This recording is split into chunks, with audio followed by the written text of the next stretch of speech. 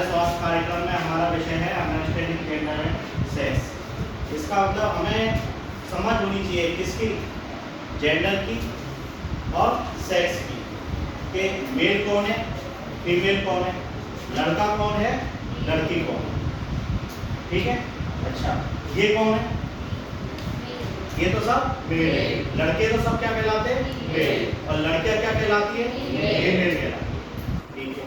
अच्छा, शारीरिक रूप से हम इन सबको पहचानते हैं, लेकिन हमारे समाज में कुछ रूढ़ियां बनी हुई हैं।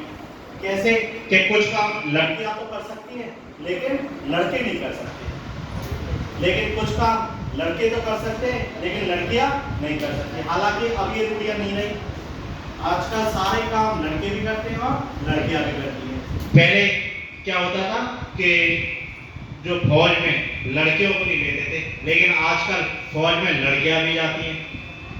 नहीं जाती हैं। पहले लड़कियां केवल घर का काम करती थी, घर में ही रहती थी, लेकिन आजकल लड़कियां नौकरी करती हैं नहीं करती हैं? अच्छा, इसी तरह घर का काम सारा कौन करता है? लड़कियां करती है। झाड़ू कौन लगाएगा? लड़कियां। पोंछा कौन लगाएगा? लड़कियां या मम्मी लगाएगी। बर्तन कौन मांजेगा?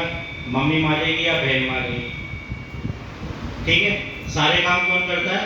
लड़कियां। लेकिन क्या ये तुम्हारी जिम्मेदारी नहीं है?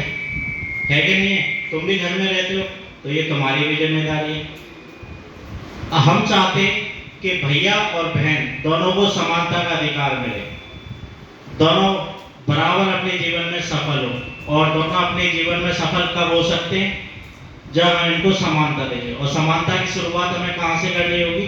हमारे घर से। और हमारे घर से समानता की शुरुआत करने के लिए सबसे पहले हमें इनको अपनी बराबरी तक लाने के लिए घर में तुम्हें भी इनका सहयोग करना चाहिए। तुम्हें से ऐसा कोई भाई है जो घर में मम्मी की मदद करता हो? है क्या कोई बर्तन मांजने में मदद करता हो, झाड़ू पोछा लगाने में या कपड़े धोने में मदद करता हो? है क्या कोई भैया? एक भी नहीं है। जब हम हमारे घर में ही उसको समानता का अधिकार नहीं देंगे तो इसका मतलब हम उन्हें समाज में भी समानता नहीं दिला पाएंगे। तो इसका मतलब समानता दिलाने के लिए शुरुआत कहाँ से करनी होगी? हमें हमारे घर से। कहाँ से करनी होगी? घर से।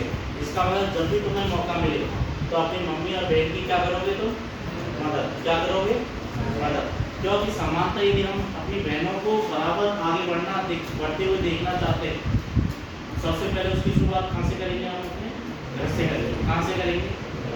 घर से करेंगे। इसके अलावा तुमने देखा है कि लड़कियों की जल्दी शादी कर देते हैं, या फिर लड़कों की कर दो जल्दी शादी, लड़के की कर दो चाहे लड़की की कर दो, दोनों का जीवन खराब हो जाता है। कैसे? अगर उसकी लड़की की जल्दी शादी कर दी तो वो पढ़ पाएगी क्या? नहीं पढ़ पाएगी। उसको पढ़ाई छोड़नी पड़ेगी तो उसके जीवन में कुछ बनने का जो सपना देखा है वो पूरा होएगा क्या? नहीं होएगा।